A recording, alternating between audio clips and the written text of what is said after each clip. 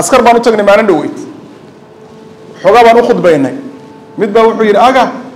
waa gubka waan iska dilaynay ilaa shareecada qabta in la laayo ma garanaysaa Sultan Cabdiqani Qorane oo kamid ah culimada Soomaaliyeed ee dhawaanaha ku sugnaa magaalada Kismaayo ayaa kulan la qaatay qaybaha kala duwan ee dhalinyarada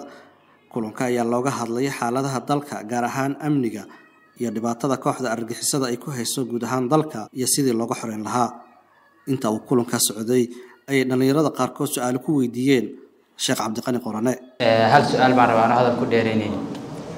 waxaa sheegtay maanta dib u dhaca Soomaaliya inuu aad u sareeyo oo adduunka aan ooganahay meel geelisanta oga taal dhalinyarada maanta Soomaaliya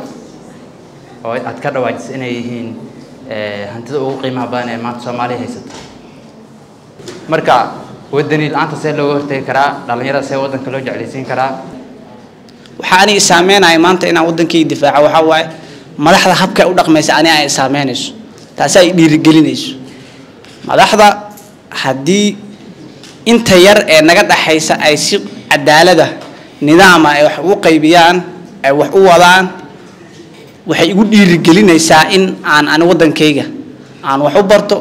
difaaco horumariyo marka uu kulanka soo idlaaday waxa warbaahinta la hadlay Sheekh Cabdiqani Qorane isagoo u mahad celiyay dhammaan dhalinyarada iyo mas'uuliyiinta ka soo qayb galay munaasabada wuxuuna intaas ku daray in dhalinyarada ay lafdhabar u yihiin bulshada iyo inay ka qayb qaadan karaan la dagaalanka fikirka xag jirka xilka ka saaran dhalinyaranimadaada inaad wax ku qabato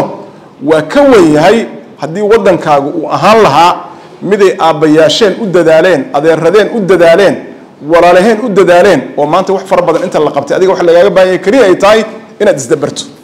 Germany oo kale inuu yahay oo kale wadanka hadii uu ahaan lahaa meesha la yiraahdo maartay Mareykan oo kale haduu yahay oo kale yaani xilka ku saaran lahaa iyo ka hadda ku saaran waa kala weyn yihiin hadda waxa taagan tahay marxalad ah adiga oo hebel ama heblaaye ah waxa tartan kula jirta heblaaye kale oo wadan hebel ku jirta oo wadankeeda wax uun ay ka qabsoomeen waxna qabiye ay ka yihiin qoftaas iyo aniga isku aadan yaana iga dheereeyeen xagee loo kala dheereeyeen inaad kaalinta aad ugu jirto mujtamaca ama aad ugu jirto dalkaaga ama aad ugu jirto diintaadu inaanay ka fiicnaanin kaalinta kuwaas ay ugu jiraan dalalkooda Cabdirasaaq Xasan Artur Baanta Jubbaland Kismaayo badan intiina iskuulada ka baxday baa taqaana